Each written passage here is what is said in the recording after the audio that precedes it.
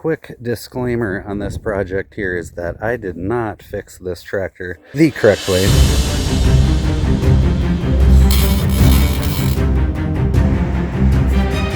I have a 1066 here that wants to stay in forward motion throughout life. Actually, it just doesn't want to go in reverse. Putting her in reverse.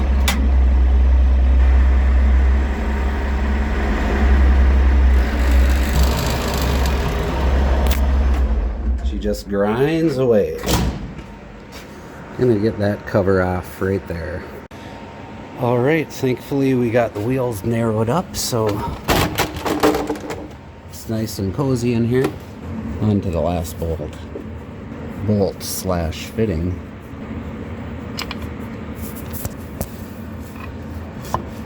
Can you take this cover off without draining oil? Apparently, yes. I've learned so far is that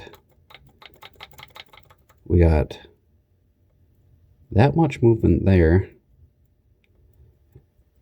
so that that dinkus on this arm, I can see that it's worn. Another spot that I see that is worn is this shaft is connected to this arm by a wood roof key. And right there, the shaft is not moving, but this arm is moving, indicating the wood roof key is worn out. Another thing that I'm very certain is worn out is probably the splines in this collar. And the only way to get to the splines in the collar is to split the tractor, which we're going to avoid doing that.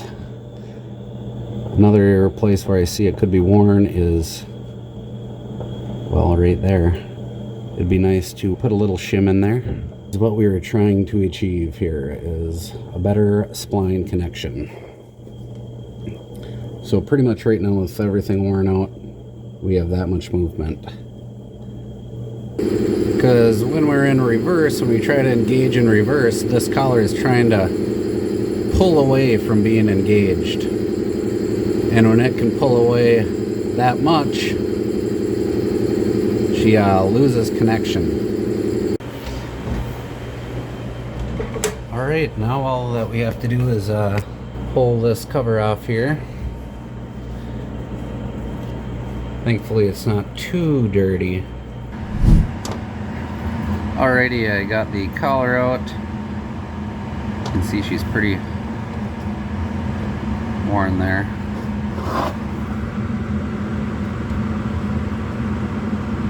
See the shape of that. Very worn. I'm pretty sure that's where most of the slop was coming from. It was coming from that and this wood roof key. So what I'm going to want to do is get a new wood roof key, put her in here,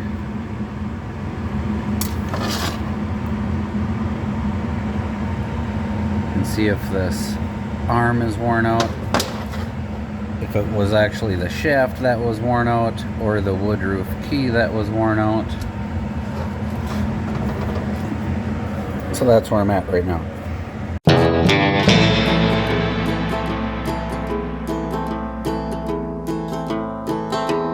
Just looking at this range, how it works. You got power coming from the engine driving that gear. When your selector on your range is in neutral. Okay, so that's neutral. That's what's happening in neutral. All right, I wanted to quickly attempt to describe how this reverse works in this range transmission. And this is the same for a 06, 56, 66, 86, and several others.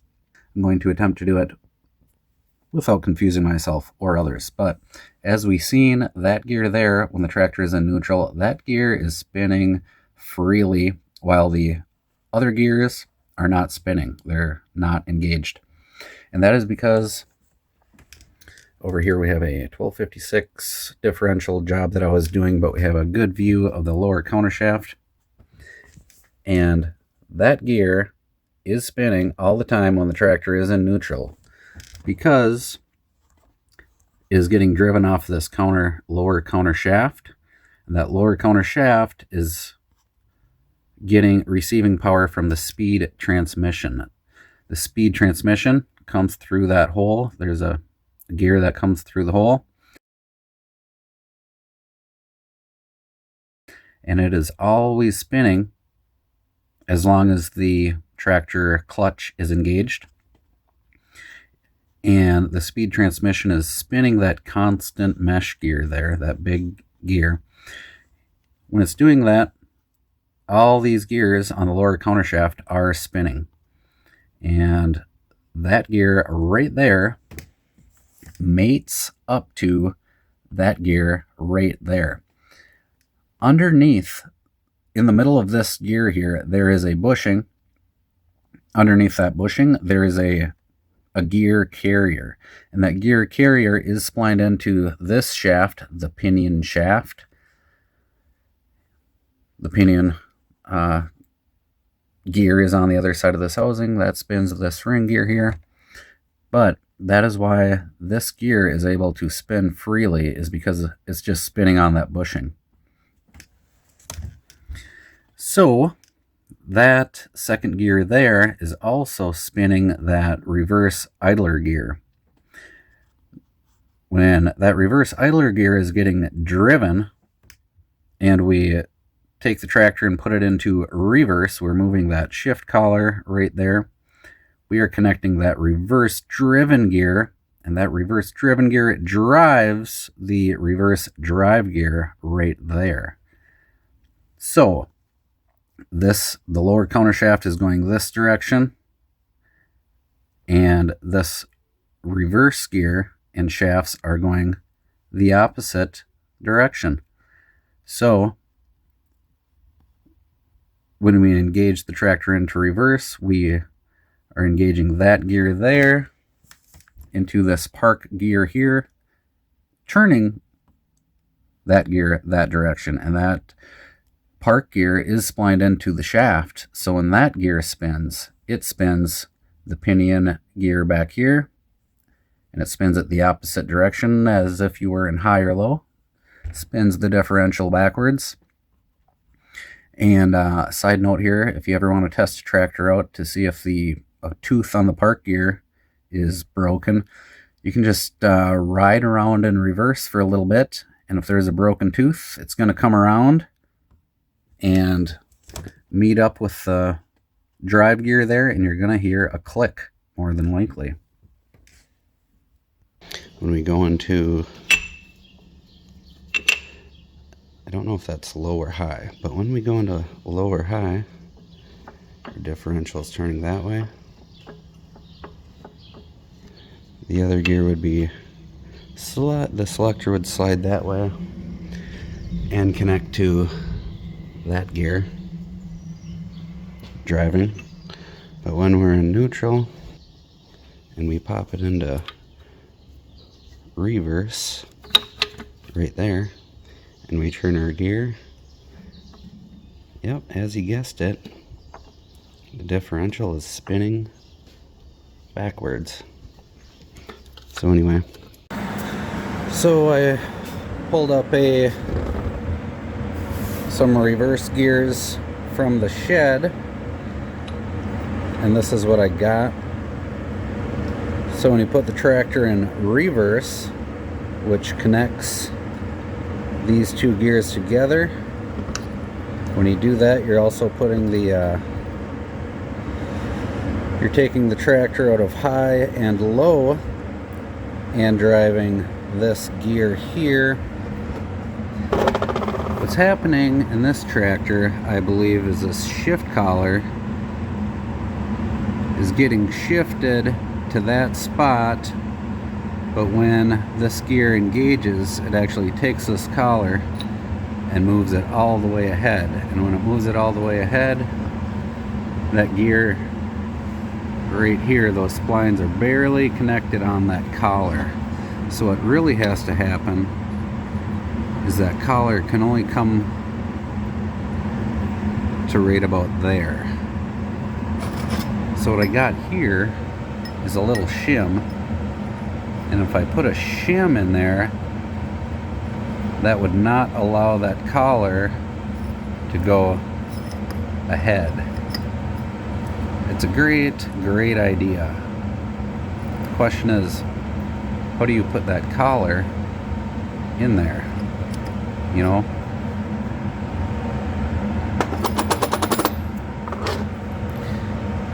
And then if we did that, all of our worn linkages and stuff wouldn't matter. And one of the problems with the tractor is the collar itself is getting worn, and the only way to replace that collar is to split the tractor into, and that'd be a great thing to do when you're doing a TA or when you're already in that far. So that is my plan right now. I'm going to somehow mount that spacer right there.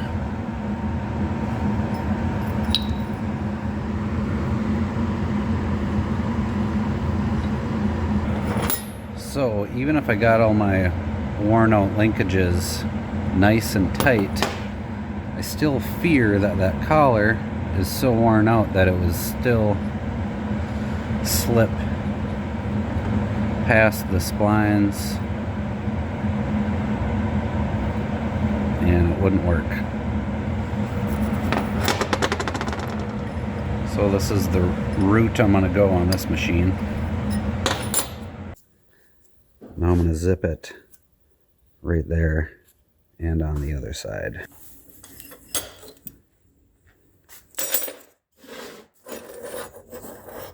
There we go.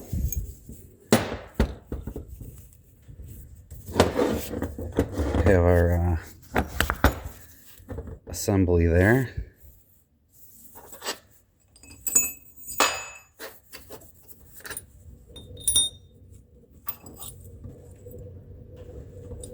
Just like that. No big deal.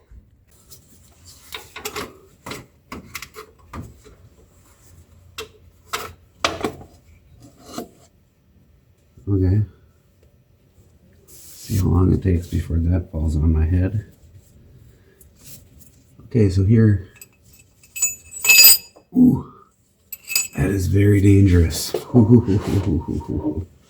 I knew this was going to be quite difficult.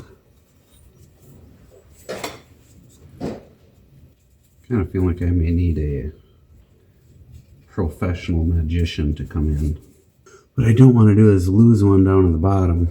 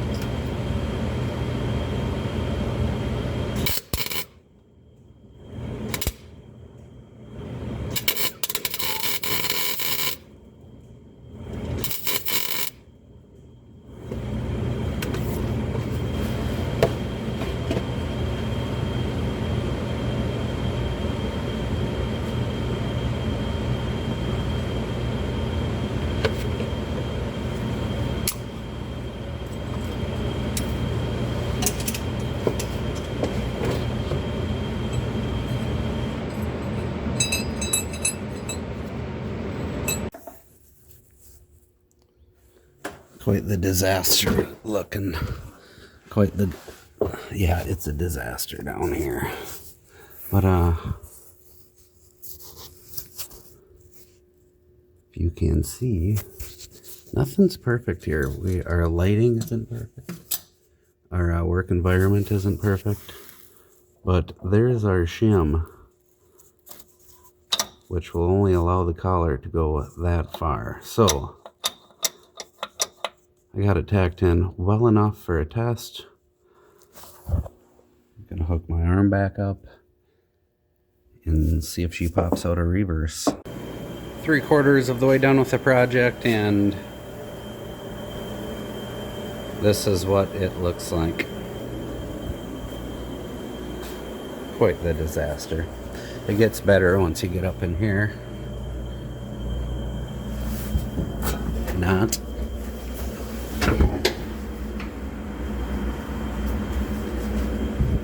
I have a feeling the back of my legs will be very greasy.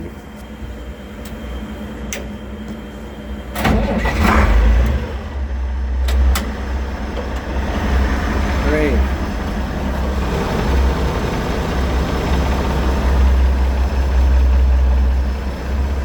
Great. She stayed in reverse there. Let's see if she'll hold. Gonna apply some brakes, really get her torquing.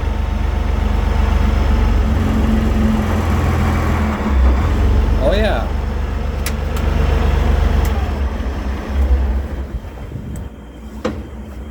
Had her in 4th reverse with some throttle and some brake resistance, and it did not pop out of reverse. So that worked. So now my plan is to take the cover back off, finish welding up some dimes on my spacer. It will be a professional weld job for sure. Gonna do that and button her back up and then take her out in the tundra.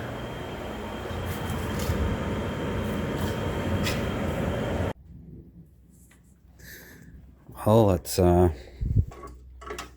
climb aboard the beast. Oh, if I don't bust my shin. And see if she backs out of the shop on her own free will. I think she will.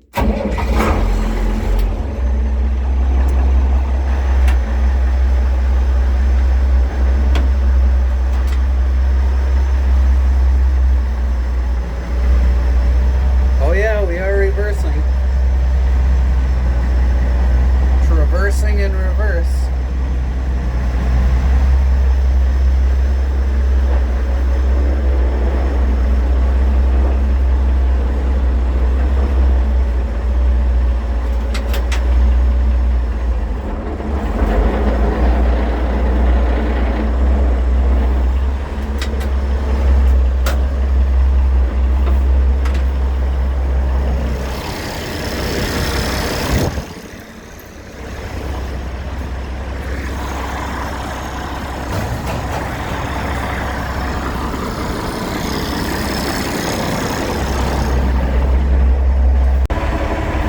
Alright, let's give it the ultimate test. We have one heck of a hill to climb. Let's see if she can do it.